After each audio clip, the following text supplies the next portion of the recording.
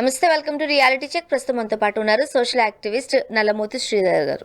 నమస్తే అండి శ్రీధర్ గారు. నమస్తే అండి. సార్, ప్రస్తుతానికి సోషల్ మీడియాలో అన్ని మీడియాలో నా అన్వేషణకు సంబంధించిన వ్యాఖ్యలు ఎంత పెద్ద దుమారం రేగాయో మనం చూసామన్నాం.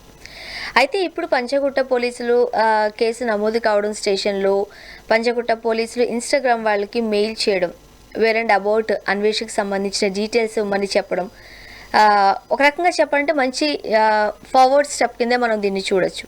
ఏం చెప్తారు మీరు? కరెక్ట్ అండి. వాస్తవంగా ఎప్పుడైతే మెటా డేటా కోసం అనేది పోలీస్ డిపార్ట్మెంట్ అడుగుతుందో ఇన్స్టాగ్రామ్ కానీ what ever social media platforms, meta డేటాలో ఏంటంటే ఐపీ అడ్రస్ అనేది స్టాటిక్ ఐపీ అడ్రస్ ఉందా, డైనమిక్ ఐపీ అడ్రస్ ఉందా. సో డైనమిక్ అయితే కనుక అతనికి ఎప్పుడు అసైన్ చేయబడింది, ఆ సెషన్ టైము, ఇలాంటి మొత్తం డేటా అంతా వస్తుంది, ఎక్కడి నుంచి లాగిన్ అవుతూ ఉన్నారు. సో ఇదంతా కూడా డేటా వస్తుంది. ఆ డేటాను బేస్ చేసుకుని ఫర్దర్ ఇన్వెస్టిగేషన్ ప్రొసీడ్ కావడం కోసం ఇన్ఫర్మేషన్ అడిగి ఉన్నారు. ఖచ్చితంగా కూడా ఇట్స్ మీరు అన్నట్లు గుడ్ మూవ్ గా మనం కన్సిడర్ చేయవచ్చు. ఖచ్చితంగా ఒక వ్యక్తి ఒక సమాజంలో విచ్ఛిన్నం చేసేలాగా ప్రజల యొక్క నమ్మకాన్ని, ఒక మతపరమైన నమ్మకాన్ని ఇచ్చేసేలాగా చేసినప్పుడు అది social media platforms guide lines ప్రకారం వచ్చేటప్పటికి అది violation of the guide lines.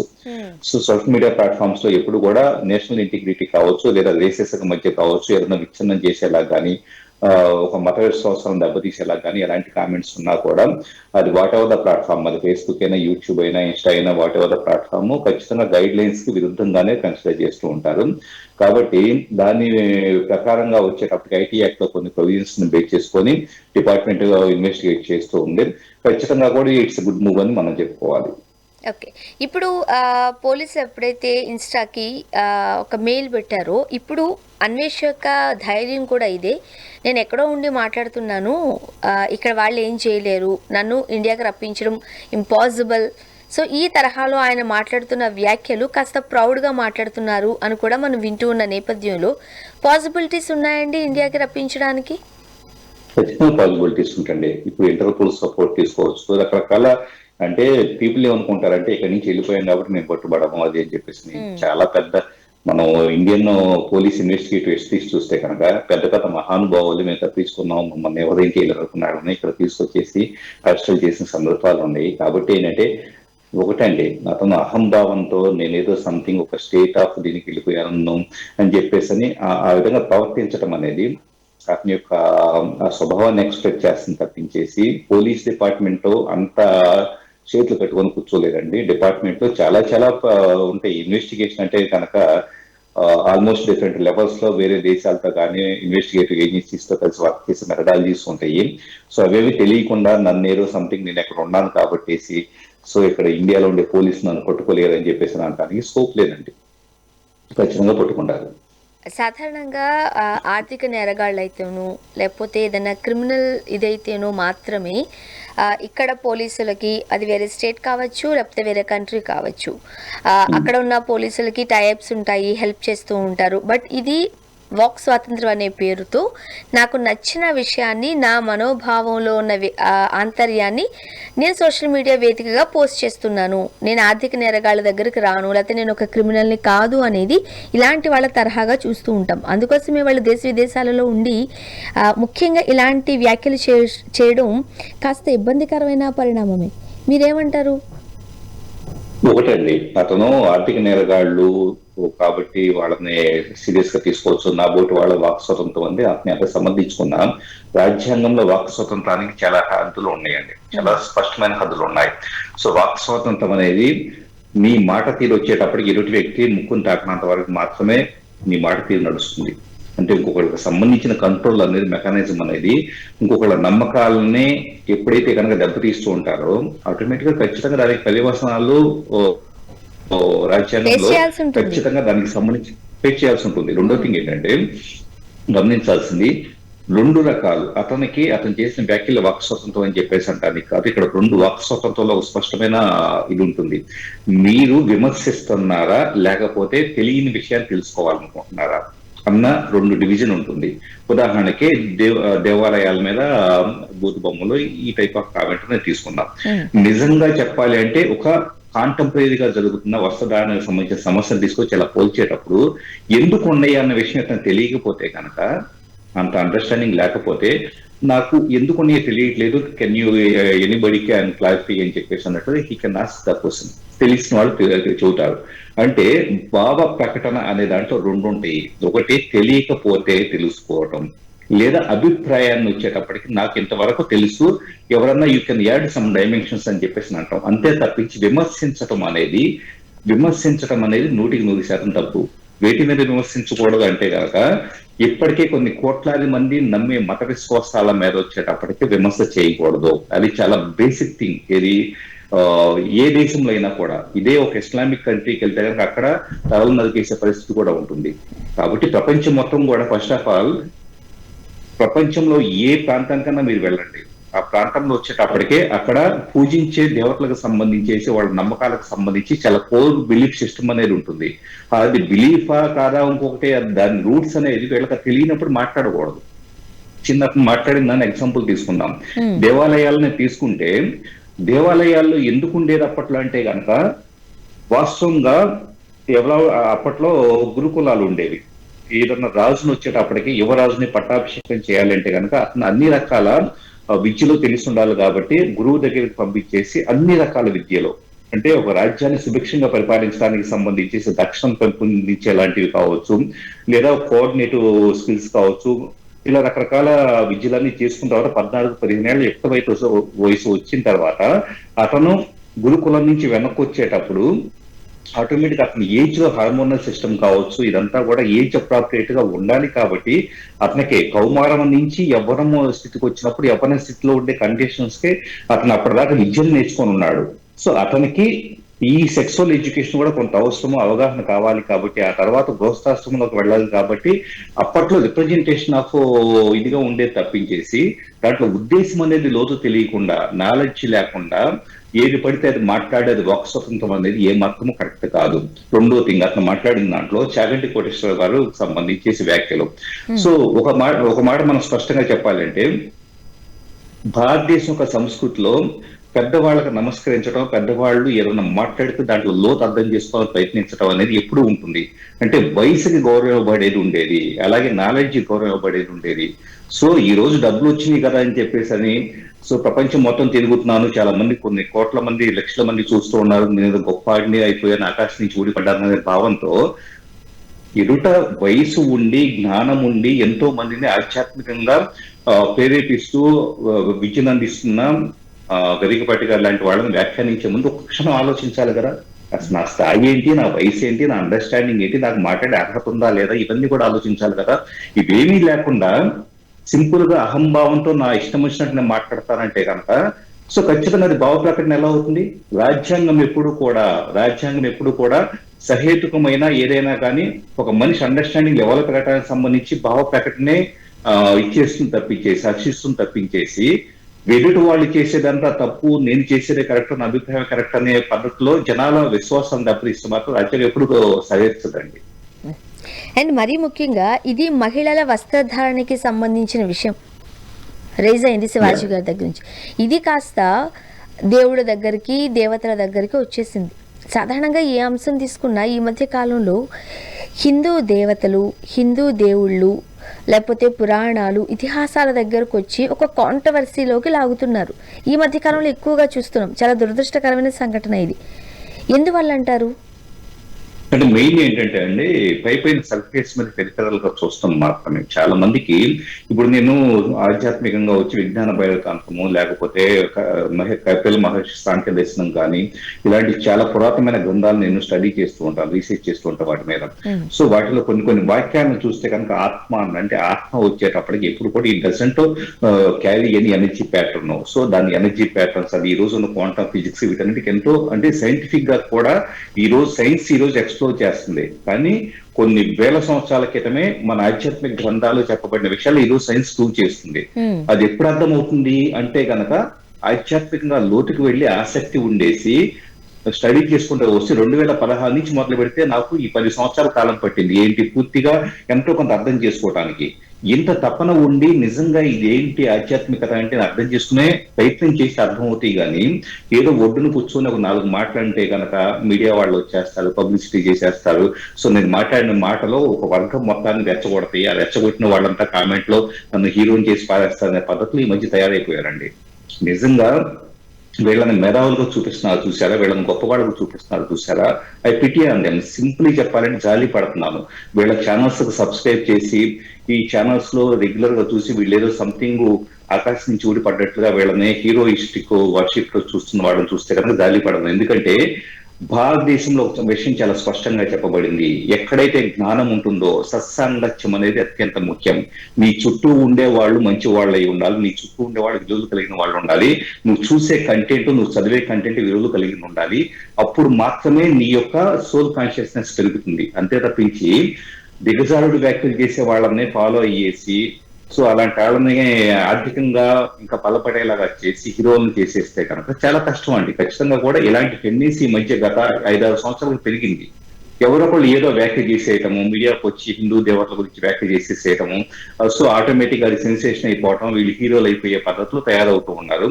దీనికి మూకుమ్మడిగా వచ్చేటప్పటికి ప్రజలు స్పందించడం, అలాంటి వాళ్ళకి బుద్ధి చెప్పడం, మీడియా కూడా వీటి మీద చాలా అగ్రెసివ్ గా వెళ్లాల్సిన అవసరం ఉంది. అలాగే చట్టాల పరంగా కూడా ఇమ్మీడియట్ యాక్షన్ అనేది తీసుకోగలిగితే కనుక డెఫినెట్ గా ముందు ముందు ఇలాంటివి కొనసాగుతాయి. అండ్ కోట్లాది మంది మనోభావాలతో ముడిపడిన అంశం ఇది. ముఖ్యంగా దేవుడు, మతం అనేది చాలా సెన్సిటివిటీతో కూడిన అంశం ఇది. మనమే కొన్ని మాటలు మాట్లాడాలంటే మీడియా ముఖంగా ఆచితూచి ఆలోచించి మాట్లాడాల్సిన పరిస్థితిలో ఉంటాం. అలాంటిది ఒక ఫేమ్ తెచ్చుకోవడం కోసమో లేకపోతే ఒక సెలబ్రిటీ స్టేటస్లో ఉన్నవాళ్ళు ఈ మధ్య కాలంలో ఎక్కువగా చూస్తున్నాం. హిందూ దేవుళ్ళకి సంబంధించి, పురాణాలకు సంబంధించి, ఇతిహాసాలకి సంబంధించి ఎలా పడితే అలా చాలా డౌన్ చేసి మాట్లాడుతున్నారు. ఎందువల్ల అంటారు? ఇంతమంది హిందువులు ఉండి కూడా ఈ పరిస్థితి వరకు ఎందుకు వస్తుందంటారు? ఇప్పుడు ఋగ్వేదము, యజుర్వేద వేదం, అధర్వణ వేదం తీసుకోండి, అలాగే ఉపనిషత్తులు తీసుకోండి. ఎన్నో రకాల ఉపనిషత్తుల్లో వచ్చేటప్పుడు చాలా స్పష్టంగా ఒక మనిషి జీవన విధానానికి సంబంధించి ఎక్కడ సంఘర్షణ క్రియేట్ అవుతుంది, ఎక్కడ కాన్ఫ్లిక్ట్ క్రియేట్ అవుతుంది, మనసులో ఎలాంటి ఎనర్జీ అనేది శక్తి రూపంలో ఏర్పడేసి అలజడి సృష్టిస్తుంది, దాని నుంచి శివతత్వానికి ఎలా వెళ్ళాలి, స్టేబుల్నెస్ ఎలా వెళ్ళాలి, కర్మ ఎలా వెంటాడుతుంది, ఎనర్జీ ప్యాటర్న్స్ అంటే ఏంటి, ఇలా ఇన్ని రకాల విషయాల గురించి కొన్ని అప్పట్లో వచ్చేటప్పటికి ఋషులు కొన్ని వెర్సెస్ ని అంటే శ్లోకాలు మనం చదివితే కనుక ఆ శ్లోకాలు 2 లైన్ల శ్లోకంలో నిజమైన అండర్స్టాండింగ్ లెవెల్ ఉన్న వ్యక్తికి, సాధన చేసిన వ్యక్తికి చాలా డీప్ మీనింగ్ అండర్స్టాండింగ్ ఉంటుంది. అంటే నేను అనేది ఏంటంటే ఎంత లోతు అనేది తెలియకుండా, కనీసం అర్థం చేసుకోకుండా పీపుల్ ఏంటంటే సర్ఫేస్ మీద అభిప్రాయాలు అనే పేరు మీద నడుస్తూ ఉన్నారు. ఇప్పుడు మీకు అభిప్రాయం ఉండొచ్చు, నాకు ఒక అభిప్రాయం ఉండొచ్చు, అభిప్రాయాలు ఉంటుందో తప్పు లేదు. కానీ ఉదాహరణకి మీరు నేను చెబుతుంటే వింటున్నారు, అర్థం చేసుకుంటున్నారు, దీంట్లో ఎంత విషయం ఉందా అని అర్థం చేసుకుంటున్నారు. అది ఏంటి? రిసెప్టబిలిటీ ఉండే మైండ్ సెట్. అంటే ఒక విషయం, ఒక సబ్జెక్ట్ లో ఉపనిషత్తులో ఎంత ఉంటుందని అర్థం చేసుకునే స్వభావంలో మీరు ఉన్నారు కాబట్టి దీని నుంచి నేర్చుకుంటారు, అర్థం చేసుకుంటారు, ఇంకా ఎక్స్పాండ్ అవుతారు. కానీ ఇక్కడ ఏంటంటే వీళ్ళు నేర్చుకోరు, అర్థం చేసుకోరు. ఒక మతం ఏంటి, ఆ మతంలో ఉండే గ్రంథాలు ఏంటి, ఆ మతాన్ని ఎందుకు ఫాలో అవుతున్నారు, ఎందుకు వీళ్ళు దండం పెట్టుకుంటున్నారు, దండం పెట్టుకోవడం ద్వారా వీళ్ళకి వస్తున్న ఎనర్జీ ఏంటి, వీళ్ళకున్న స్వాంతం ఏంటి. సో ఎన్నో కష్టాలు ఉన్న వ్యక్తి ఏమంటా ఉంటాడు, సో అంతా దేవుడికే వదిలేసేస్తున్నాను, దేవుడే చూసుకుంటాడు అంటే కనుక ఏ సైకాలజిస్ట్ ఇవ్వనంత రిలీఫ్ అనేది అతను పొందుతున్నాడు. ఇప్పుడు కాదు, కొన్ని తరాల నుంచి. అంటే నా ప్రయత్నం నేను అంతా చేసేసాను, నా వల్ల కావట్లేదు, నువ్వే శరణ దేవా అని చెప్పేసి అని ఒకళ్ళు వేడుకున్నారు అనుకుంటున్న ఎగ్జాంపుల్. సో ఆ వ్యక్తికి ఎక్కడ రిలీఫ్ వస్తుంది? ఏ సైకాలజిస్ట్ కి వెళ్ళి వేలాది రూపాయలు ఇచ్చి కూడా సాల్వ్ కాని ప్రాబ్లము అతను సరెండర్నెస్ లో వస్తుంది. సో మతాల్లో ఉండే బ్యూటీ అదండి. కాబట్టి మతాన్ని వ్యతిరేకించడం అంటే గనక, దేవతను వ్యతిరేకించడం అంటే గనక ఇదేదో క్రేజ్, నేను అడ్వాన్స్ అయిపోయాను, నేనేదో ప్రపంచంలో ఇక్కడ మోస్ట్ సైంటిఫిక్ అప్రోచ్ తో, లాజికల్ అప్రోచ్ లోకి వెళ్ళిపోయాను అంటున్నారు చూసారా, అది చాలా పెద్ద ఫ్లా అండి. మీకు నిజంగా లోపలికి వచ్చి నిజమైన లాజిక్ అంటే ఏంటంటే ఈ మతాల్లో చెప్పబడిన దాంట్లో ఏది ఎంతవరకు కరెక్టో శోధించి దాన్ని సాధన చేసి, నాకు నేనుగా మీకు మీరుగా సాధన చేసి ఇది కరెక్టా కాదా అని వ్యాలిడేట్ చేసుకోవాలి. కానీ లోతుకు దిగాలి. కానీ పైన నుంచి రాళ్ళు వేసేసి సో ఏది పడితే అది మాట్లాడేసేద్దామంటే కనుక కరెక్ట్ కాదు. దురదృష్టవశాత్తు భారతదేశంలో ఈరోజు హిందూ మతానికి ఉన్న అతి పెద్ద సమస్య ఏంటంటే లోతులోకి వెళ్లే వాళ్ళు లేరు. హిందువులే అయి ఉంటారు, వాళ్ళ లోతులోకి వెళ్ళరు, వాళ్ళకి అర్థం కాదు. బయట వాళ్ళు రాళ్ళు వేస్తుంటే వీళ్ళు రాళ్ళు వేస్తూ ఉంటారు. సో అందుకనే మీరు హీరో అవ్వాలి అంటే, మీరు నలుగురు ముందుకు వెళ్ళాలి అంటే కనుక ఒక బూతులో అభ్యంతరకరమైన వ్యాఖ్యలో లేదా వేరే వాళ్ళని కించిపరిచేవే కాదు. మీరు హీరో అవ్వాలి అంటే ఫస్ట్ మీ అహాన్ని జయించండి. మీకు డబ్బులు రావచ్చు, కన్వేష్ లాంటి వాళ్ళకి డబ్బులు రావచ్చు, కూడా లక్షలాది రూపాయల నెలకి అతనికి 60 lakhs ఎంత వస్తాయని అన్నారు. ఎవరికి ఇస్తారు? 60 lakhs వస్తే కనుక అతను గొప్పడవుతాడేమో, కానీ మిగతా ఎంత మంది స్పాయిల్ అవుతున్నారు ఇలాంటి వ్యాఖ్యల వలన? సో ఎవరైనా కూడా మీ డబ్బుల కోసం అని చెప్పేసి ఏది పడితే అది మాట్లాడటం హీరో అవ్వాలంటాం కాదు. ఎప్పుడు హీరో అవుతారంటే సమాజం కోసం మాట్లాడే వ్యక్తి, సమాజంలో అందరిని కలుపుకుపోయే వ్యక్తి హీరో అవుతాడు. వేరే మతాలకు సంబంధించిన నమ్మకాలను క్వశ్చన్ చేయడానికి మీరెవరు? అంటే నిజంగా వాటిలో ఫ్లాస్ ఉంటే కనుక ఇన్ని కోట్ల మంది ఇన్ని జనరేషన్స్ పాటు మన తల్లిదండ్రులు, మన తాత ముత్తాతలో వాళ్ళ దగ్గర నుంచి ప్రీవియస్ జనరేషన్స్ నుంచి ఇంతకాలం ఎందుకు ఫాలో అవుతున్నారు? ఈ రోజు పుట్టుకొచ్చిన వాళ్ళు మీరు ఒక్కళ్ళే ఏదో గొప్పగా వీటిని అన్వేషించగలుగుతున్నారా? మిగతా వాళ్ళు ఎవరికి ఆలోచన శక్తి లేక మీరేదో పెద్ద గొప్పగా దిగొచ్చినట్లు ఫీల్ అయితే ఎలాగా? అంటే మనం మరీ ముఖ్యంగా నాన్ వెజ్ మాట్లాడిన వ్యాఖ్యలు ఏవైతే ఉన్నాయో ఆ వ్యాఖ్యలు విన్న తర్వాత కొంతమంది హిందూసే అంటే నోరు విప్పి మాట్లాడకపోవడం, మౌనాన్ని వహించడం, ఎవరో ఒకరిద్దరు మాట్లాడారు, దానికి కూడా కౌంటర్గా నాన్ వెజ్ ఎట్లా పడితే అట్లా మాట్లాడుతున్నాడు అనుకోండి. ఆ అబ్బాయి యొక్క అంటే అన్వేష్ యొక్క ప్రవర్తన, తన యొక్క తీరు పక్కన పెడితే హిందూస్ ఒక్కటిగా ఉండాల్సిన అవసరం లేకపోలేదా? మీరేం చెప్తారు? అంటే ఒకటండి, మెయిన్ ప్రాబ్లం ఏంటంటే హిందూ మతం ఉండే ప్రాబ్లమ్. హిందూ మతంలో ఖచ్చితంగా కూడా మతం ఇట్ సెల్ఫ్ ఈజ్ ఒక కలిసి ఉండే తత్వాన్ని నేర్పుతుంది. ఎదుటి వ్యక్తికి ఒక మూర్ఖంగా మాట్లాడుతున్నాడంటే కనుక సరే, వాడి స్థాయి అది, వాడు ఏదో ఒక బ్లాకేజ్ ఆఫ్ ఎనర్జీలో ఉన్నాడు, అర్థం కావట్లేదు, అతనికి సబ్జెక్ట్ అర్థం కావట్లేదు, ఇవన్నీ అర్థం అవడానికి ఈ జన్మ కాకపోతే ఇంకో జన్మ పట్టింది. ఎందుకంటే the energy pattern carries with ఇది నేను సైంటిఫిక్ గా మాట్లాడిన జన్మ అనే పదాన్ని. సో జన్మ ఉందా లేదో కూడా ఎవరైనా కావాలంటే సైంటిఫిక్ ఎక్స్ప్లోర్ చేయవచ్చు. కాబట్టి సో ఏదో మూఢ విశ్వాసాలని కాకుండా యూ కెన్ ఎక్స్ప్లోర్. ఇక హిందువులు ఏమంటారు, ఇదంతా సరే వాడి పాపను వాడే పోతాడు, ఈ ఒక్క మాటతో ఎంతో మంది క్షమించబడ్డారండి. మీకు తెలీదు, వాస్తవంగా పెద్ద పెద్ద తీవ్రవాదులను కూడా మనం క్షమించేస్తున్నాం. ఏంటి, వాడి పాపను వాడే పోతాడులే అని చెప్పేసి. సో సిస్టమ్స్ లేకపోతే ఇన్వెస్టిగేటివ్ ఏజెన్సీస్ అలాంటి వాళ్ళని పట్టుకొని లేకపోతే ఉల్పేయటం ఏదో చేసి తప్పించి సామాన్య ప్రజల హిందువుల యొక్క జీవనాయుడు ఎలా ఉంటుందంటే సరే కానీ వాడి పాపను వాడే పోతాడని ఉంటుంది. సో హిందువులంతా కలిసి ఏకంగా ఏసి అతనికి బుద్ధి చెప్పాలి అంటే కనుక బుద్ధి చెప్పడం పెద్ద పని కాదండి. కాకపోతే ఏంటంటే ఎవరి స్థాయిలో వాళ్ళు మనకెందుకులే, ఈ గొడవ ఎందుకులే, మనం హ్యాపీగా ప్రశాంతంగా ఉండాలి సో అని చెప్పేసి పద్ధతిలో ఉన్నారు. కానీ ఇలాంటివి మళ్ళీ ఇలాంటి వాళ్ళని చూసి మళ్ళీ జనాలు నోరు పారేసుకోవటం మొదలు పెడితే మాత్రం ఖచ్చితంగా రెండో ఆలోచన లేకుండా ఏకతాటి మీదకు వచ్చేసి బుద్ధి చెప్పాల్సిన అవసరం అయితే ఉంది. అంటే శ్రీధర్ గారు, మనం హిందూ పురాణాలలో కొంతమంది వ్యక్తులను చూస్తూ ఉంటాం. రావణుడు కావచ్చు, దుర్యోధనుడు, కర్ణుడు, అశ్వత్థామ, ఇలాంటి వాళ్ళను కాస్త నెగిటివ్ షేడ్లో చూస్తూ ఉంటాం. మన బయట లాంగ్వేజ్లో మాట్లాడాలంటే లైక్ ఏ విలన్. బట్ ఇక్కడ సోషల్ మీడియాలో కావచ్చు, సినిమాలలో కావచ్చు, ఈ పేర్లతోనే వాళ్ళని హీరోలుగా చూపించే ప్రయత్నాలు చేస్తారు. మనం అలాంటి సినిమాలు కూడా చూసాం, ఆదరించిన సందర్భాలు కూడా ఉన్నాయి. దీనివల్ల ఏమైనా కాస్త మిస్గైడ్ అవుతుందా? ఇవి కూడా ఇన్ఫ్లుయెన్స్ చేస్తున్నాయా? ఏమంటారు? పురాణాల్లో ఉండే ప్రతి పాత్ర కూడా ఒక మైండ్ సెట్ ఒక రిప్రజెంటేషన్ అండి. సో రావణుడు ఉన్నాడంటే రావణుడిగా ఉండే క్వాలిటీస్ అంతా కూడా ఎందుకు ఒక వ్యక్తి చెడ్డ వ్యక్తి అవుతాడంటే కనుక తన యొక్క ధర్మాన్ని కాకుండా, తన ధర్మంలో తన బతకడం కాకుండా వేరే వాళ్ళ యొక్క ఛాయిస్ లోకి, జీవితంలోకి, వేరే రాజ్యానికి సంబంధించి వెళ్ళేసి అక్కడ అల్లకల్లోలు సృష్టించడం ఇలాంటివన్నీ చేస్తే అతను ధర్మాన్ని తప్పిన వ్యక్తి అవుతాడు. కాబట్టి సో ఒక మోడల్ అనే ఒక పాత్రను ఎందుకు సృష్టించాడు అంటే కనుక ఈ పాత్ర రావణాసుడు నిజంగా వచ్చేటప్పటికే అతనిలో బాగా భక్తి ఉండొచ్చు, కానీ భక్తికి కంటే ఎక్కువ డామినేట్ ఏమి దైవిక శక్తుల కన్నా కానీ దుష్ట శక్తులు అనేది అతను డామినేట్ చేసి అనుకోండి. దుష్ట శక్తి ఉంటే నువ్వు ఇబ్బంది పడతావని చెప్పటం అనేది రావణుడి పాత్ర యొక్క సారాంశం. ఇప్పుడు వీళ్ళేం చేస్తున్నారు, దుష్ట శక్తిని కాస్త గ్లామరైజ్ చేసి పారేసి దుష్ట శక్తి ఉండటం చాలా గొప్ప అని అన్నారు అనుకోండి. ఎవరు పోర్ట్రేట్ చేస్తారంటే లోపల దుష్టత్వం కలిగిన వ్యక్తి మాత్రమే ఒక దుష్ట శక్తిని, దుష్ట లక్షణాలని చాలా గ్లామరైజ్ చేయగలుగుతాడు. ఎందుకంటే ఇతను లోపల ఉన్నది దుష్ట లక్షణమే.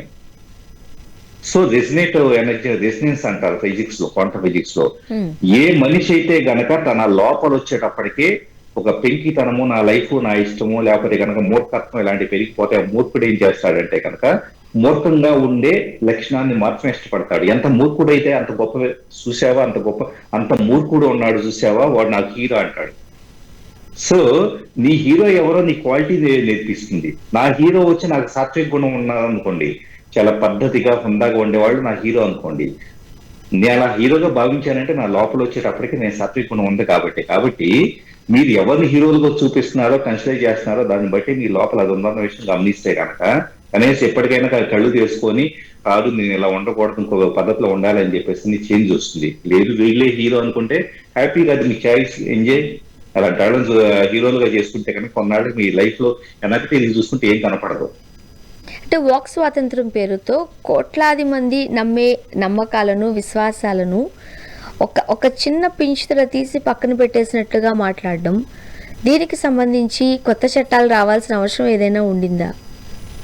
చట్టాలు ఒకటేనండి, చట్టాలు ఖచ్చితంగా కూడా ఉన్న చట్టాలు సరిపోతాయి, లేదా కొత్తవి కూడా ఇంప్లిమెంట్. ఎందుకంటే టెక్నాలజీ, సోషల్ మీడియా ప్లాట్ఫామ్స్, వాటిలో వచ్చే కంటెంట్, వీటిని పరంగా ఖచ్చితంగా కొత్త చట్టాలు కొంతవరకు హెల్ప్ అవుతాయి. కాకపోతే నా ఉద్దేశం ఏంటంటే మీరు అన్నారు ఒక పూచిక పొలలాగా ఎంతో మంది వ్యక్తులు నమ్మే వీటన్నిటిని కూడా ఎలా మాట్లాడతారని చెప్పేసి అని. వాస్తవంగా ఇలాంటి వాళ్ళు మాట్లాడేదానికి ఆ 4-5 రోజులు బజ్ తప్పించేసి, ఆ 4-5 రోజులు, 10 రోజులు, 15 రోజులు మాట్లాడుకుంటారు తప్పించి ఇలాంటి మాటలకి ఏ వాల్యూ ఉండదండి. బాగా గుర్తుపెట్టుకోవాల్సింది ఏంటంటే ఇలా ఎంతో మంది మనం పుట్టిన తర్వాత, మనం పుట్టక ముందు కూడా ఏది పడితే అది మాట్లాడేసి వెళ్ళి శ్మశానంలో పడుకున్న వాళ్ళు ఉన్నారు. ఈ రోజు చనిపోయిన తర్వాత ఈ వాల్యూ ఏమి ఉండవండి వీళ్ళు మాట్లాడే మాటలకి. ఇప్పుడు అన్వేష్ లాంటి వాళ్ళు మాట్లాడే మాటలకి 15 రోజులు పోయిన తర్వాత అన్వేష్ అంటే ఏంటో కూడా ఎవరో మర్చిపోతారు, ఇతనేం మాట్లాడి కూడా మర్చిపోతారు. కానీ 15 రోజులు హిందూ దేవతలకు సంబంధించి, దేవుళ్ళకి సంబంధించి భయంకరమైన మాటలు, లేకపోతే ఆ వాడుతున్న పదాలు వినాల్సి వస్తుంది. చాలా మంది హిందువుల మనోభావాలు దెబ్బతింటున్నాయి. రోజు పూజలు చేసుకునే వాళ్ళు, ఈ పురస్కారాలు, సాంప్రదాయాలు ఆచరించే వాళ్ళు తమ దేవుళ్ళని ఏమైనా అంటే ఒప్పుకోగలుగుతారా? సో ఇబ్బందికరమైన పరిస్థితులే కదా. ఒకటేనండి, ఒకటే చెబుతాను. ఇప్పుడు ఒప్పుకోగలగటం అంటే కనుక మాట్లాడిన వ్యక్తి వచ్చేటప్పటికి దేవుడి కంటే గొప్పవాడు కాదు, బాగా గుర్తుపెట్టుకోండి. సో మనం నమ్మే దేవుడి పట్ల మనకు ఒక పునాది, ఒక విశ్వాసం, సంపూర్ణ విశ్వాసం ఉన్నప్పుడు జస్ట్ ఒక చిన్న ఆకు లాంటి వాళ్ళు ఏది పడితే అది మాట్లాడితే కనుక అసలు అంత దాకా మనోభావాలు దెబ్బతీసుకున్న దాకా ఉండదండి. కోపం వస్తుంది ఎవరికైనా కానీ. నమ్మేదాన్ని ఏంటి ఇలా మాట్లాడుతున్నా కోపం వస్తుంది తప్పించి దేవుడి నమ్మకం పోదు. ఎందుకు పోదు అంటే కనుక దేవుడు మన యొక్క సింపుల్ పర్సనాలిటీలో ఒక భాగం అయిపోయి ఉన్నాడు. ప్రతిరోజు కూడా దేవుడి ద్వారా, దేవుడిని దండం పెట్టడం ద్వారా కొంత ప్రశాంతత పొందగలుగుతూ ఉన్నాం. ఈ దేవుణ్ణి నమ్మనే ప్రాంతాల్లో వెస్టర్న్ సొసైటీ తీసుకోండి, యుఎస్ లో కానీ యూకేలో కానీ ఎవరైతే కనుక ఇంకా దైవశక్తి మీద నమ్మకం లేని వాళ్ళు ఉంటారో, ఒంటరితనంతో సరెండర్నెస్ లేక, ఎవరి మీద ఎమోషనల్ ఇది లేక, సో ఆటోమేటిక్ ఏంటంటే దండం పెట్టుకుంటే కాస్త రిలాక్స్ వస్తుంది కదా. ఆ దండం పెట్టుకోవడానికి కూడా చేత కాక, అంటే అది క్రిస్టియానిటీ అని కావచ్చు, ఏదైనా కావచ్చు, కనీసం అది లేక సైకలాజికల్ ప్రాబ్లమ్స్ తో ఫేస్ చేసిన వాళ్ళు ఉన్నారు. అంటే ఇక్కడ నేను చెప్పదలుచుకున్న ఏంటంటే దేవుడు ఈ నాన్ వెస్ట్ లాంటి వాళ్ళు వ్యాఖ్యలు చేయడం ద్వారా ఏమి తగ్గిపోడు. దేవుడు వచ్చేటప్పటికి ఇలాంటి ఒక 4 తాటాకు చప్పళ్ళకి తక్కువ అయ్యే వ్యక్తో, లేకపోతే కనుక భక్తుల విశ్వాసాలు దెబ్బతినేయో కాదు. వీళ్ళేంటి, వీళ్ళ for the sake of instant publicity. So నా గురించి ఎంతమంది చూస్తున్నారో, నేను ఈ రోజు నా కీవర్డ్ హ్యాష్ ట్యాగ్ అయిపోయింది, ఆ కీవర్డ్ సెర్చ్ ఇండెక్స్ లో టాప్ లో ఉందని ఇలాంటి వాళ్ళు చూసుకొని మురిసిపోతూ ఉంటారు. అది పిచ్చితనం. నిజం చెప్పాలంటే కనుక జనాలు కొంతమంది ఉంటారండి, ఏదో ఒక పబ్లిసిటీ వస్తే చాలా, నెగిటివ్ పబ్లిసిటీ వచ్చినా కూడా నీ హీరోని అయిపోయినట్టు అనుకుంటారు. సార్ కాకపోతే ఇలాంటి వాళ్ళు ఎవరు పట్టించుకోరులే అని అనుకోవడము, లేకపోతే లైట్ తీసుకుంటూ వెళ్ళిపోయాం అనుకోండి, ఇలాంటి నాన్ వెజ్ లాంటి వాళ్ళు ఇంకో 10 మంది పుట్టే అవకాశం ఉంటుంది. ఇక రేపటి నుంచి ఎవరికి నచ్చినట్టు వాళ్ళు మాట్లాడే అవకాశం ఉంటుంది. అంటే సరైన శిక్ష పడకపోతే, సరైన యాక్షన్ తీసుకోకపోతే ఇలాంటి ఫ్యూచర్ మనం ఇంకా చాలా చాలా వినాల్సి వస్తుందేమో. ఏ వ్యవస్థ కూడా, అందుకేనండి ఏ వ్యవస్థ కూడా ఈ రోజు ఫర్ ఎగ్జాంపుల్ మీరు అడగంగానే వచ్చి మాట్లాడుతాను అంటే కనుక ఖచ్చితంగా ఒక యాక్షన్ ఉంటే దానికి రియాక్షన్ ఉండిద్ది. సో నేను మాట్లాడినా లేదా సోషల్ మీడియాలో ప్రతి ఒక్కళ్ళు వ్యతిరేకిస్తూ ఉన్నా ఒక 10 లక్షల మంది అతని అకౌంట్ ని అన్సబ్స్క్రైబ్ చేస్తా, అది రియాక్షన్ మెకానిజం అండి. ఎవరు ఏమీ అలా ఊరుకోవట్లా, స్పందించే వాళ్ళు స్పందిస్తున్నారు. సరే మనకెందుకు అనుకునే వాళ్ళు మనకెందుకు అని కొంతమంది ఉంటూ ఉన్నారు తప్పించి ఖచ్చితంగా కూడా సొసైటీ నుంచి ఇంపాక్ట్ ఉంటుంది. రెండో థింగ్ ఏంటంటే చట్టాల పరంగా కూడా ఇవన్నీ సెంట్రల్ గవర్నమెంట్ అగేన్స్ కొన్ని చట్టాలు రాబోతూ ఉన్నాయండి. ఇంకా కొన్ని అమెండ్మెంట్స్ రాబోతూ ఉన్నాయి. ఇంటిగ్రిటీని దెబ్బతీసే కానీ రేసిజం పెంచే కానీ ఏదైనా ఉంటే కనుక వీటిని కఠినతరమైన చట్టాలు వచ్చేలాగా సోషల్ మీడియా ప్లాట్ఫామ్స్ ఇంటర్మీడియట్స్ తో కూర్చొని వర్క్ చేసేలా కొన్ని చట్టాలు వస్తూ ఉన్నాయి. సో ఖచ్చితంగా ముందు దీనికి ఇలాంటి వాటికి అడ్డుకట్టబడుతుంది. ప్లస్ ఇలాంటి వ్యాఖ్యలు చేసి మేము హీరోలను భావించే వాళ్ళు రేపు జీరోలో అయ్యే పరిస్థితి కూడా వస్తుంది. తీసుకెళ్లి అరెస్ట్ చేసేసి కూర్చోబెడితే కనుక ఎవరు దిక్కుంటారు చెప్పండి? అవును. సో ఖచ్చితంగా ఇలాంటి వాళ్ళ మాటలకైతే అడ్డుకట్టేయాల్సిన అవసరం ఉండింది. ఇలాంటి వేరే వాళ్ళు పదే పదే మాట్లాడకుండా, ముఖ్యంగా కోట్లాది మంది హిందువుల మనోభావాలు, అది హిందువులనే కాదు, ఏ మతానికి సంబంధించినదైనా ఏ వర్గానికి సంబంధించిందైనా మనకున్న అభిప్రాయాన్ని మనం చెప్పుకోవడంలో తప్పలేదు. కానీ మన అభిప్రాయం వేరే వాళ్ళ మీద రుద్దడము, వాళ్ళ మనోభావాలు లేకపోతే వాళ్ళు ఏదైతే ఆచరిస్తున్న సాంప్రదాయాలు ఉన్నాయో ఆచారాలు ఉన్నాయో దానిని కించపరిచేలా మాట్లాడడం అనేది అయితే తప్పు. చూద్దాం మరి ఏం జరగబోతుంది నాన్ వెజ్ విషయంలో. Thank you so much Sridhar గారు, మీ అభిప్రాయాలు పంచుకున్నారు. Thank you very much. ఇది వాళ్ళ రియాలిటీ చెక్. Stay tune.